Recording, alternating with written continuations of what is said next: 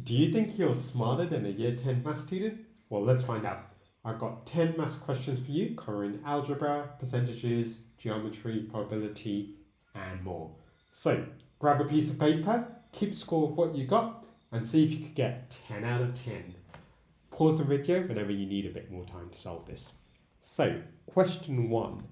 If x is given by the following equation, what value is x? Okay, let's go through this. So step 1, you need to multiply out whatever's outside the bracket by whatever's in the bracket. So 3 times x is 3x. 3 times -2 is -6. So that's my left hand side. My right hand side still is 2x plus 7. Now, in order to solve, you need to bring x's to one side and numbers to the other side. So this 2x we're going to bring to the left hand side, and this -6 we're going to move to the right hand side. And whenever you move anything across the equal sign, it becomes the opposite.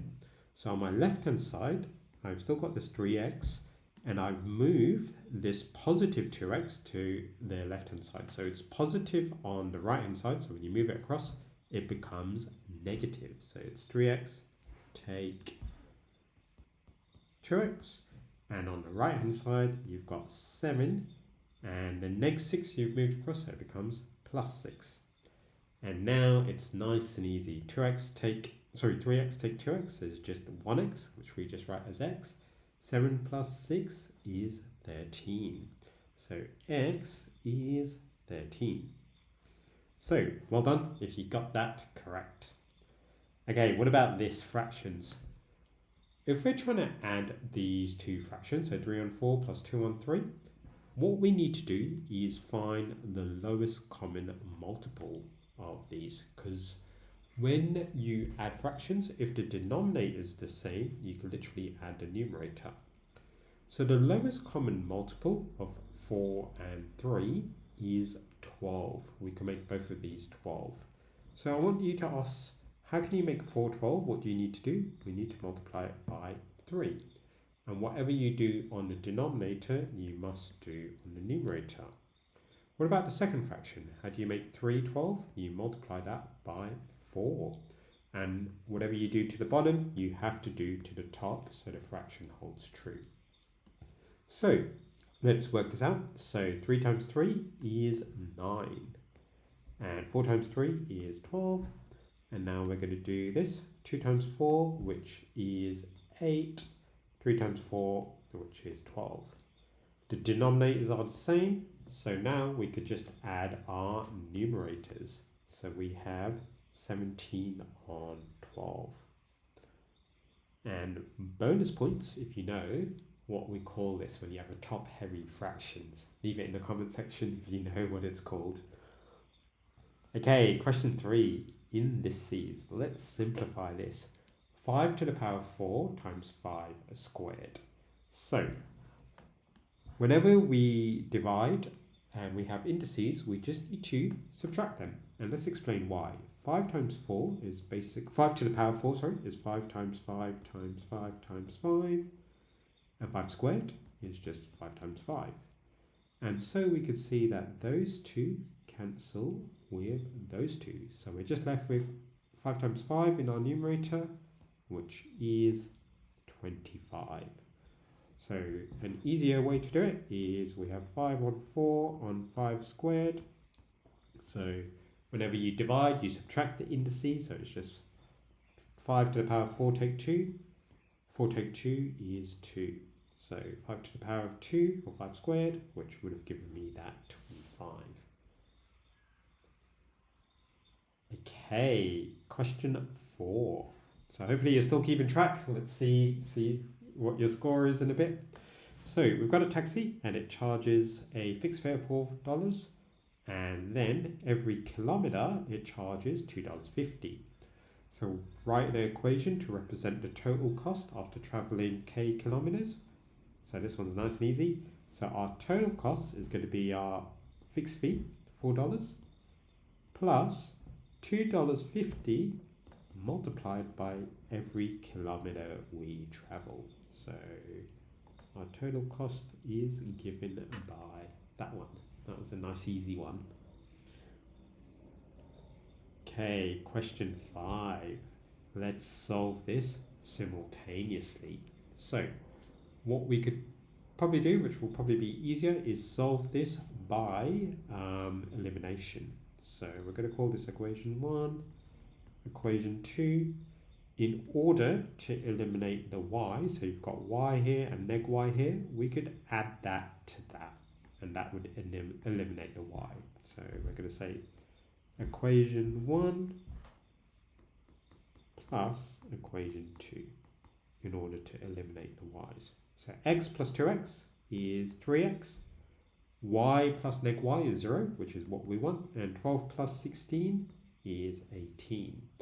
So 3x equals to 18. We could divide both sides by 3, and that means that x equals to 6. And now we know what x is, we could work out, the question actually just says to find out what x is. So x is 6. But when we're working out simultaneous equations, we should always work out what x and y is as well. So we could sub that into equation 1. Remember, equation 1 was x plus y equals to 12. And we could sub in our value, and that would mean that y is just 12 takes 6, which is 6.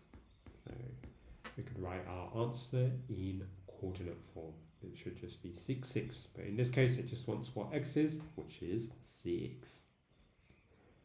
Okay, have a read of question 6. So we've got a ladder which is 13 meters long and it leans against the wall. And the base of the ladder is 5 meters from the wall. So let's say this is my wall and this is my ladder. And that's 13 meters long and the base of the ladder is 5 meters. And we want to know what this distance is. How far up the wall does it go? So hopefully you can see we've got a right angle triangle and we could use Pythagoras Theorem, which states we need to label our triangle first. So the hypotenuse is always called C. The other two sides are called A and B. And when we're working out a shorter side, it is C squared take B squared. So it's going to be 13 squared take 5 squared in this. 13 squared is 169. 5 squared is 25. And 169 take away 25 is 144. So some of you may be able to do this in your head, or you could quickly write this out over here. So you have 169 take 25. 9 take 5 is 4, 6 take 2 is 4, 1 take 0 is 0. So that's where we get our 144 from. And that's what A squared is. So A would be the square root of 144, which is 12. And the units are meters. So that should be 12 meters. Okay, question 7. A phone costs $240. The price increases by 15%. You gotta love inflation. So what's the new price? Okay, let's do this without a calculator. So we're told that 100% of the value is $240. That would mean 10%, you just knock off the 0, would be $24. And 5% would be half of that. Half of 24 is $12. So we can work out what 15% is by just adding those two. So we're just going to do 24 plus 12, which is $36. So that's what 15% represents. And we just need to add that on because we want to know what the new price is. So 240 plus 36 is $276. So that should be nice and easy. 276. Okay, let's simplify and collect like terms for this.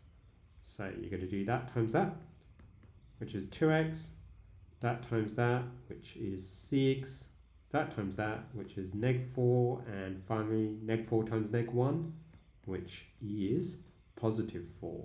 So I've made a mistake. Neg 4 times x is not just neg 4, it is neg 4x. So it's really important you don't forget the x. So I'm just going to write that a bit neater. Neg 4x, and neg 4 times neg 1 is positive 4. Okay, let's collect like terms. So you've got 2x take 4x, which is negative 2x, and 6 plus 4, which is 10. So it's neg 2x plus 10. Okay, quadratics, can we factorize this? So you want two numbers that multiply to give us 12, but add together to give us 7. So I like to write out all the multiples of 12. So we've got 1 and 12, 2 and 6, 3 and 4. Out of those, the only ones that add together to give us 7 is going to be 3 and 4. And both of them would have to be positive, because positive 3 plus positive 4 is positive 7, and positive 3 times positive 4 is positive 12. And therefore we could write out my two brackets and put in two factors. That's how we factorize that. So that answer should be B. Okay, the final question, which catches a lot of people. Have a read of this and let's give this a go. So a rectangle has a perimeter of 40 centimeters. Its length is 4 centimeters longer than its width. What is its area? Okay, so let's draw this out. So we've got a rectangle and we're told that the length is 4 centimeters more than its width. So let's call the width x. That would mean that the length is just x plus 4. Because it's 4 centimeters more. So if we come up with an expression for the perimeter would be 2 lots of this length. So I could just write 2 times x plus 4 plus 2 lots of this length. Remember, the perimeter is just that plus that plus that plus that. So plus 2x. And we're told that the perimeter is 40. So 40 equals to 2, and we can multiply that up. 2x plus 8, and then we've got that 2x. We could collect like terms, so that means 4x plus 8.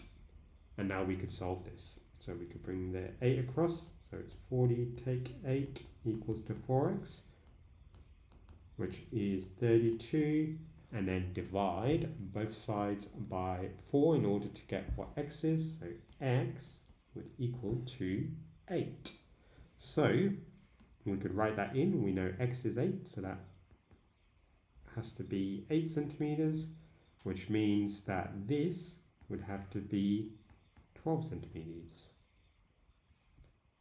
Easy. And the area of a rectangle is just length times width, so it should just be 12 times 8. And 12 times 8 is 96 centimeters squared. Cool. Well done if you got 10 out of 10, but let me know what your score is. I'm really interested. And not only did we have fun, we learnt a bit of year 10 maths as well. Thank you for watching, and I'll catch you on the next video.